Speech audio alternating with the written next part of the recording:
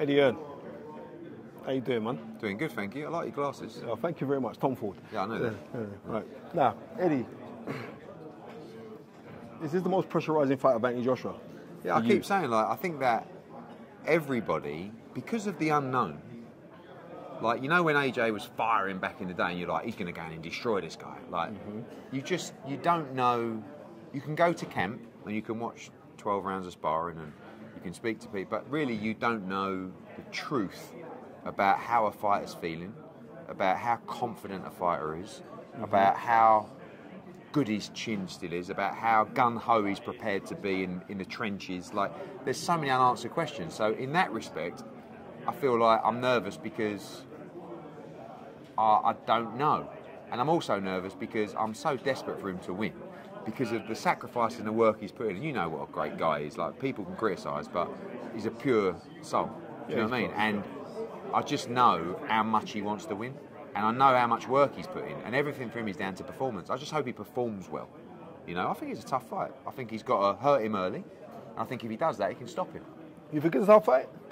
I think if he allows Franklin to get comfortable in the fight, I think it can be a frustrating and a tough fight. I think if he imposes his jab and he nails him early in the fight, I think he can stop him within 6 rounds.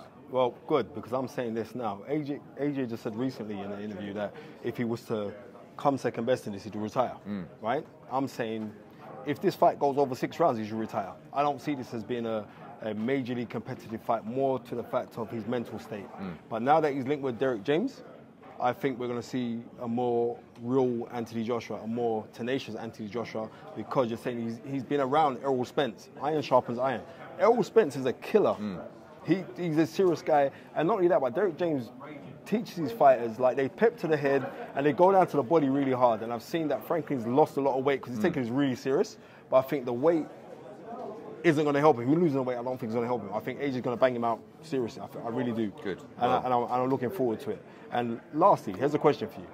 With Joshua Buatsi, you're no longer working, and with, like, Anthony Yarde being lions in the camp with Babatunde Ajayi, my brother from another mother, how would you see that fight going? Because now you have nothing. I really wanted to make that fight. In fact, Frank Warren made an offer to Buatsi when he was looking at offers, when we had a first last, for him to fight Yarde. And then after that, myself and George Warren were talking about making Yarde Buatsi, because I think it's a great fight. For years and years, I've always felt that Buatsi beats Yarde comfortably. I've never really rated Anthony Yarde, right?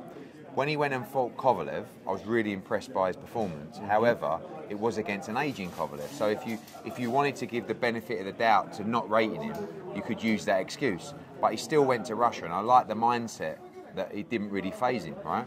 Then he comes back, stopped a few. Like, I don't feel like his matching's been poor, because there's not a lot of people at light heavyweight to fight. But I feel like a couple of those interim fights have been a bit of a waste of time. When he boxed Lyndon Arthur, it was just weird. But then you also have to look at what Anthony went through in his life. Through COVID, more than a lot. I mean, it was unbelievable that he was still fighting. But that performance against Lyndon Arthur kind of made me think, actually, I don't really rate him. The performance against Beterbiev showed me how good he is and how strong he is. And actually, not just a strong fighter and a puncher, but heart and skill. Therefore, knowing what I've been through with Buatsi in terms of his desire to take certain fights and the heart that I've seen from Yarde, I give Yarde a lot more chance in that fight than I ever did, and I would probably make him a slight favourite. But I rate Joshua Buatsi very highly. I know you do. But it's mindset, you know, and I just, you know, I don't know.